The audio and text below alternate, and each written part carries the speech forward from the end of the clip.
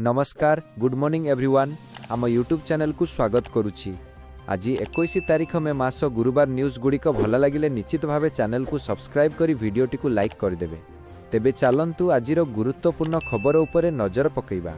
आजिर प्रथम खबर ग्रीष्म प्रवाह जंत्रणा को 2 गुण करदेउछि विद्युत काट। कौनसी आगुआ सूचना न देई घंटा घंटा धरी बिजुली जाउछि। पानी बिना माछ भली लोके हाथ बिंचणा धरी छटपट हेउछंती। गोटिए पटे सरकारंक चेतावनी चुलीकु जाइछि, अन्य पटे जनजीवन त्राही त्राही डाकुछि। हेले निदक निदरे शोइछि विद्युत विभाग और विद्युत कंपानी। अघोषित विद्युत काट हेले कार्यानुष्ठान ग्रहण कराजिबो बोली चेतावनी देइथिले मुख्यमंत्री मोहन माझी। हेले सते जेमिति एहाकु फुह करी उड़ाई देइछि विद्युत वितरणकारी कंपानी। हेउनी कौनसी कार्यानुष्ठान। गरम और गुळुगुळी असह्य हेउथिबा बेले बाहारे बसी बिंचणा बिंचिबा छड़ा उपाय नाही।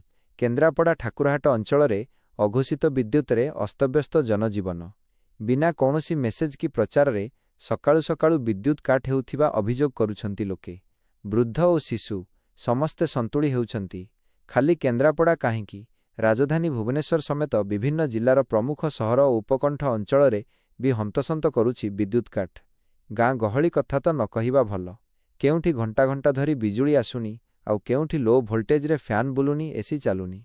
खोर्धा कलापथर सेक्शन अंचल रे गतकाली 6 घंटा विद्युत नथिबा देखिबाकू मिलिथिला। एठी प्रश्न उठुछि, लोके नाही नथिबा समस्या भोगुथिले भी काहींकी निदा विष्णु विभाग वितरण कंपानी उपरे काहींकी हेउनी कार्यानुष्ठान, काहींकी बंद हेउनी अघोषित काट। सारा राज्य रे जारी रहिछि प्रचंड ताती।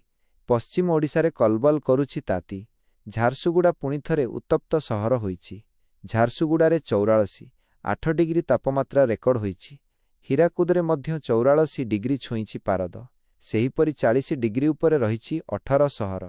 संबलपुर रे 43, 6 डिग्री अनुगुल रे 43, 6 डिग्री बौद्ध एवं तालचेर रे 43 डिग्री तापमात्रा रेकर्ड होइछि।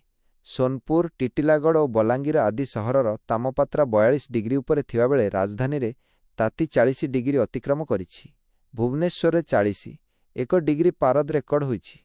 सेपटे एबे तातीरु निस्तार मिलिबो नाही। आसंता 4 दिन पर्यंत हिटवेव नहीं पाणीपाग विभागर सतर्कता जारी करिछि। आसंता काली हिटवेव और गुळुगुळी नहीं आसंता काली 16 जिल्ला को येलो वार्निंग जारी होइछि। 21 तारीख पई 18 जिल्ला को येलो वार्निंग जारी होइछि। 22 तारीख 19 जिल्ला पई येलो वार्निंग जारी होइछि एवं 23 तारीख पई 25 जिल्ला को येलो वार्निंग जारी करिछि भुवनेश्वर पाणीपाग विभाग। विशेष करी पश्चिम ओडिशा पई हिटवेव जारी होइथिबा बेले उपकूल जिल्लागुड़िक पई गुळुगुळु नहीं सतर्कता जारी होइछि।